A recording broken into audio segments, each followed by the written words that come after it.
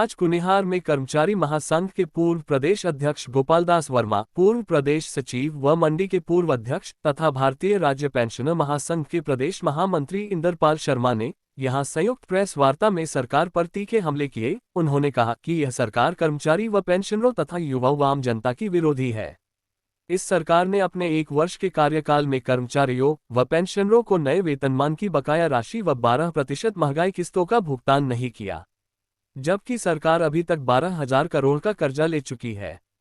गोपाल दास वर्मा ने सरकार से पूछा कि ये राशि कहाँ खर्च की है। करीब 75 करोड़ रुपयों के मेडिकल बिल विभागों के पास लंबित हैं, जिसका भुगतान 1 वर्ष से नहीं हो रहा है। इस अवधि में सैकड़ों पेंशनरों की मृत्यु हो चुकी है। इंदरपाल शर्मा ने कहा कि प्रदेश के इन वर्गों में सरकार के प्रति भारी रोष व्याप्त है। उन्होंने कहा कि भारतीय राज्य पेंशनर महासंघ आगामी माह पालमपुर में पेंशनरों की 7 संगठनों की एक संयुक्त बैठक का आयोजन कर आगामी रणनीति तय करेगा। उन्होंने सरकार से समय रहते इन वर्गों की उचित मांगों को स्वीकार करने की मांग की, अन्यथा पेंशनर सड़कों पर उतरने से भी गुरेज नहीं करेंगे। इस अवसर पर ओम प्रकाश गर्ग, आर.पी. जोशी, चेत राम तंवर, जगदीश चंदेल, सतपाल शर्मा, गोपाल कृष्ण उपस्थित रहे। नेशन न्यूज के लिए कुनिहार से हरजिंदर ठाकुर की रिपोर्ट। संघर्ष समिति का गठन करेंगे और सरकार को नोटिस सर्व करेंगे, ताकि जो है हमारी जो ये मांगे हैं उसको अगर सरकार समय रहते नहीं मानती है, नहीं मांगेगी, तो उसके बाद जो है हम जो है प्रदेश के 2 लाख जो कर्मचारी पेंशनर हैं वो सड़कों पे उतरने से भी गुरेज नहीं करेंगे। और सरकार अगर यही चाहती है तो हम उसके लिए भी तैयार हैं। हम अभी भी सरकार को आगाह करते हैं कि सरकार समय रहते पेंशनर और कर्मचारियों की जो मांगे हैं उसको जो है उसके ऊपर जल्दी से जल्दी फैसला करके उनकी जो मांगे हैं उसको स्वीकार करे, अन्यथा प्रदेश में जो है कर्मचारी और जो हमारे पेंशनर में भारी रोष व्याप्त है वो किसी भी स्थिति का सामना करने के लिए तैयार है। तो मैं सरकार से चाहूंगा कि सरकार इस पे अतिशीघ्र जो है निर्णय ले। सरकार एक तरफ कह रही है कि हमारे पास पैसा नहीं है। जो 2 बार पूर्व में सरकारें रही उन्होंने कर्मचारी और पेंशनरों की मांग के ऊपर जो ट्रिब्यूनल था उसको बंद किया। जब जब भी प्रदेश में कांग्रेस की सरकार आई उसने ट्रिब्यूनल को खोला है। ये बड़े दुर्भाग्य की बात है कि प्रदेश के 4.5 लाख कर्मचारी और पेंशनर कभी भी उन्होंने मांग नहीं की कि प्रदेश में ट्रिब्यूनल खोला जाए। ये एक साजिश है, क्योंकि वर्तमान में हाईकोर्ट में प्रदेश के कर्मचारी और पेंशनरों के लाखों हजारों जो है केस पेंडिंग पड़े हैं और जो वहां से निर्णय आ रहे हैं वो 90% सरकार के विरुद्ध जा रहे हैं। इसलिए सरकार ने एक सोची समझी नीति के तहत जो है इसका गठन कर रही है। और ये मुख्यमंत्री का ये कहना कि जो सरकार है इसका गठन करने से जो है सरकार का पैसा बचेगा, बहुत ही हास्यास्पद है। इसमें करोड़ों रुपए खर्च होंगे, चेयरमैन बनेगा, इसके मेंबर बनेंगे, स्टाफ होगा, उनकी गाड़ियां होगी और उनको बिल्डिंगें मिलेंगी। करोड़ों रुपए का इसमें जो है अनावश्यक जो खर्च सरकार डाल रही है, क्योंकि सरकार को ये मालूम है कि जो इनके विरुद्ध जो फैसले जा रहे हैं हाईकोर्ट से उससे बचने के लिए सरकार ने ये किया। तो मैं चाहूंगा और जो हमारे कर्मचारी संगठन है कि वो समय रहते आवाज उठाए और इसका विरोध करे। ये किसी भी तरह से जो ट्रिब्यूनल है प्रदेश में नहीं बनना चाहिए। प्रदेश और हिमाचल प्रदेश की जो कांग्रेस सरकार है वो एक वर्षों में ही फेल हो गई है। जो गारंटियां इन्होंने दी वो एक भी लागू नहीं हुई। प्रदेश के 2.5 लाख कर्मचारी, 2 लाख पेंशनर और 1.5 लाख मजदूरों को और 12 लाख बेरोजगारों को एक भी मांग इनकी लागू नहीं हुई। और बड़े बड़े वादे करने वाले कांग्रेस के नेता आज मतलब जो है झूठ बोल रहे हैं। कर्मचारियों को डीए नहीं मिला, जो डीए सरकार नहीं दे सकती तो और क्या देगी यार। और आप बताइए कि जो एरियर है वो भी नहीं मिला, तो और क्या कर सकते हैं ये। अभी इन्होंने इन 10-11 महीनों में 12,000 करोड़ का कर्जा ले लिया। वो डाला कहां पैसा, जा कहां रहा है पैसा। कर्जा ले रहे हैं, कर्मचारियों, पेंशनों को, मजदूरों को कुछ नहीं मिल रहा है।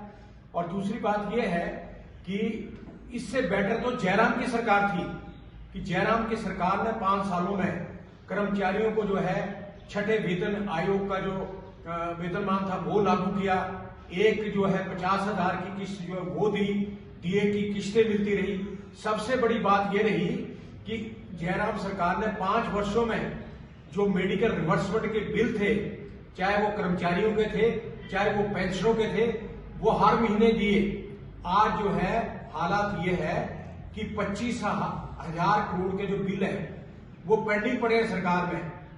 किसी पेंशनरों को पैसा नहीं मिला, 100 से ऊपर पेंशनरों की मौत हो गई बिना इलाज कराए। अरे क्या सरकार क्या कर रही है ये? अपने लिए तो आप जो है चाहे मुख्यमंत्री है, चाहे मंत्री है, चाहे विधायक है, करोड़ों रुपए खर्च कर रहे हैं, हर महीने बिल निकल रहे हैं। तो कर्मचारियों ने क्या किया जी? क्यों नहीं आप इस काम को कर रहे हैं? दूसरी बात, आप फिर झूठ बोल रहे हैं कि हमारे को केंद्र से कुछ पैसा नहीं मिला है। 680 करोड़ रुपए केंद्र सरकार ने इनको जो है आपदा का दिया है। आप इस बात को मैं आज ये कहना चाहता हूं कि सबसे बड़ा जयराम सरकार में जो है कोविड आया, सुक्खू सरकार में आपदा आई। आपदा दो तीन दिनों में थी कुल्लू मंडी।